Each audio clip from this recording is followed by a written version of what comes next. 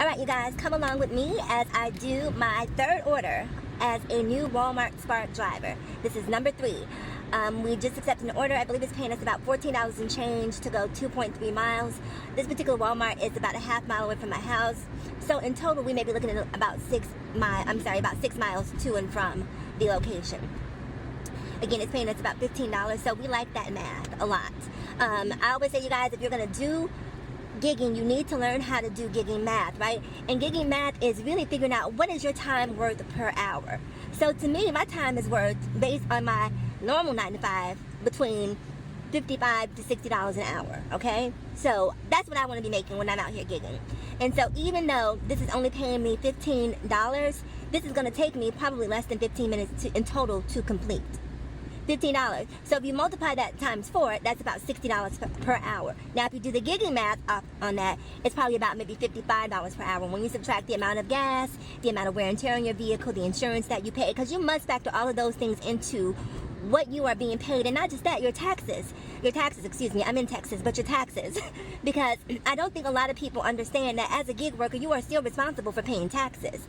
So when you see $14 or $15 and it's costing you an hour's worth of your time, and you haven't done the gigging math to compute how much it's costing you in gas, how much it's costing you in wear and tear on your vehicle, how much your insurance on average will cost you for that amount of time, how much taxes you are potentially going to have to pay Uncle Sam for this gig. You have to do all that math in your head, and it doesn't need to be exact, but just round the numbers off, right? And round up, right? Round up, so that you give yourself some wiggle room no matter what the situation is. So round the number up and use that as a baseline for what your time is worth. So I like about $55 to $60 an hour for my time. I'm not out here working. I will do smaller gigs, like I said, if it's a shorter distance, but I'm not traveling 30 miles for $30. We're not doing that. My time is worth far, far, far more than that. So we're here at Walmart. We're going to go in, get this order done, 2 hours. By the way, you guys, if I haven't said this, I'm pretty sure I've said it in a previous video, I'm recording on my Ray-Ban Metas. Alright, so let's take a quick look at the order. So again, this is $14.25. 2 stops, one of those stores being the actual Walmart store itself. We're going 2.3 miles. It should take us about 19 minutes. 1 drop-off, okay? So once we get this order from Walmart, we have 1 drop-off location. The customer has 1 item. I know that because I checked the order. And I also want you guys to take a quick look at the interface, because once you arrive at the store, this is what it looks like. You have to acknowledge that you've arrived, and then you also have to select a parking spot to let the Walmart employees know exactly where to find you, so that it won't take longer than necessary. This video is not sponsored, but if you're gigging, get you a pair of these. The cool thing is your hands are free, so you can press record, and if anyone says that they did not get their order, I don't care if you're doing DoorDash, Uber Eats, whatever, Instacart, all you have to do is press the record button on the side of these babies, honey, and record yourself giving it to them, and you are always ensured that anyone trying to lie and say that you're not leaving something or that you haven't done your job, you have video proof of you doing it, and it's a lot easier and a lot less cumbersome than wearing like one of the GoPros that I've seen some people wearing, or why is this person sitting there with no hazards on? I have to go. Or any of the other recording mechanisms that people use. But yes, get you some Ray-Ban Metas.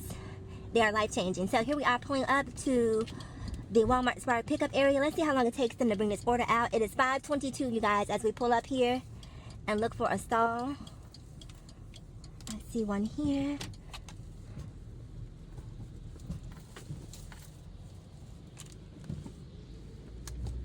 Alright, we're going to pull right here into D. So yes, get you some Ray-Ban Metas.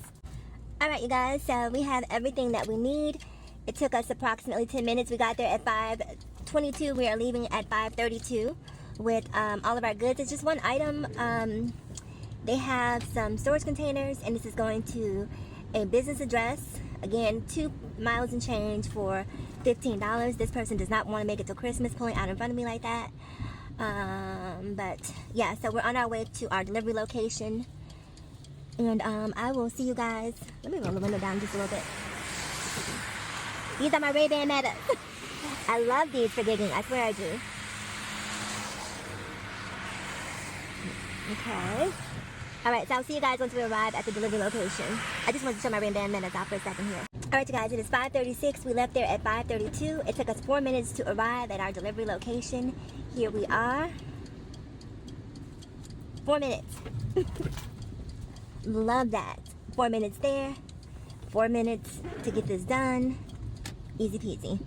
All right, so it looks like we're going to a pizza restaurant called Crego's Pizza here. Let me see. Let me turn these wipers off. Okay, so here we go. Crego's Pizza. Thank you for the order. We appreciate it. All right, let's go in and get this dropped off, you guys. It looks pretty quiet in there.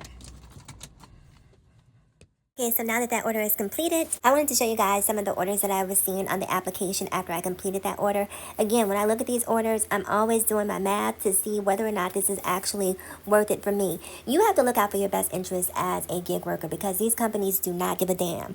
So I am a cherry picker supreme, and I do want to say that I do have the luxury of being a cherry picker, right? There are some people out there who don't and that will do this for real. So I did 3 orders, and in total for the day, I made approximately $50 just cherry picking orders. So just imagine if I was actually hungry and trying to make a living at this. I don't think it would be too hard to do. After doing these 3 orders, I actually think that depending on the way you approach Walmart Spark can be more lucrative and less time consuming and also less physically wearing on your body than Instacart.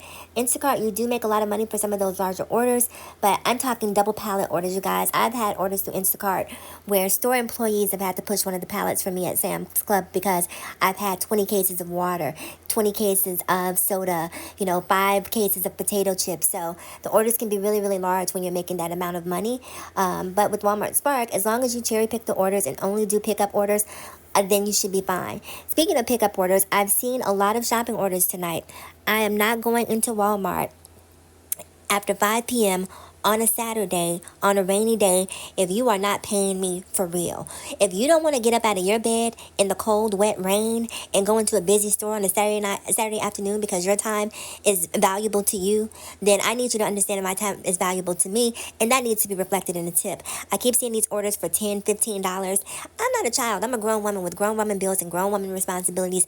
I'm not going in the store for that. Shout out to the people who are willing to do that, but I'm simply not being able to do it. It is a premium service, and I expect premium compensation. Otherwise, we can just agree to go our separate ways. That is it for today's video. I will see you guys in the next one. Happy hustling.